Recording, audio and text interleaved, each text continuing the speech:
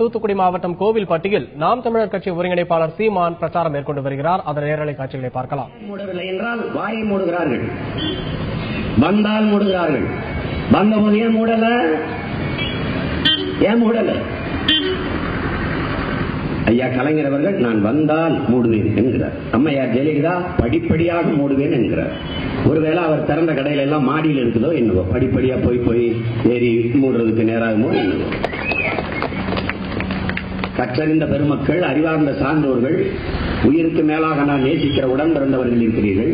இந்தியாவில் எத்தனை மாநிலங்கள், எத்தனை மாநில முதலமைச்சர்கள், எந்த மாநில முதலமைச்சர் சாராய ஆலை வைத்திருக்கிறார்? யாராவது ஒருவர் சொல்லுங்கள்.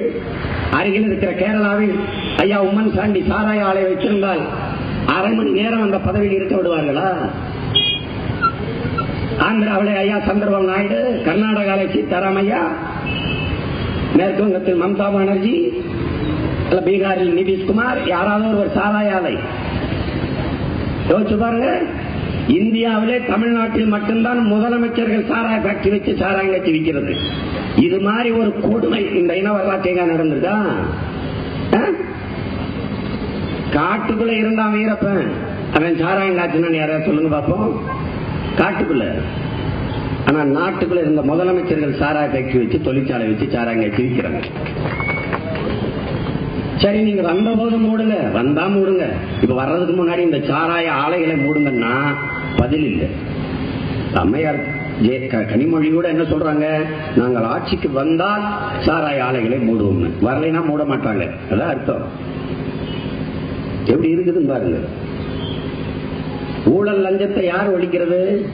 ஊழலை உலகத்துக்கு அறிமுகப்படுத்தினவங்களே ஒழிக்கணும்னா, ஒருத்தன் தாலி எடுத்துட்டு ஓடுறான், திருட்டு பையில விரட்டிக்கிட்டு நம்ம எல்லாம் ஓடுறோம், திருட்டு பையில நம்மோட சேர்ந்துக்கிட்டு ஆமா ஓடுங்க திருடன் நம்மோட சேர்ந்து திருடனை விரட்டி பிடிக்க ஓடனா எப்படி இருக்குமோ அப்படிப்பட்ட ஒரு நாடகம் தான் இங்க நடக்குது. இந்த 50 ஆண்டு கால ஆட்சி, திமுக அதிமுக ஆட்சி, ஒரு அரையங்கள வளர்ச்சியை யாராவது சொல்ல முடியுமா? என்ன வளர்ச்சி? ஐயா கலைஞர் 1 கிலோ அரிசி 2 ரூபாய்க்கு கொண்டு வந்தார். முதலமைச்சர் முதல் கையெழுத்தா தான் போட்டார். அது சாதனைன்னு சொன்னார்.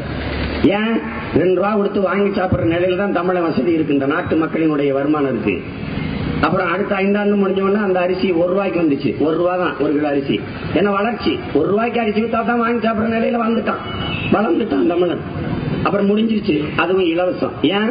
1 ரூபா கொடுத்து 1 கிலோ அரிசி வாங்கி சாப்பிட வக்கட்டு போயிட்டான். நல்ல வளர்ச்சி. தூத்துக்குடி மாவட்டம் கோவில்பட்டியில் நாம் தமிழர் கட்சி ஒருங்கிணைப்பாளர் சீமானின் பிரச்சாரத்தை பார்த்தோம்.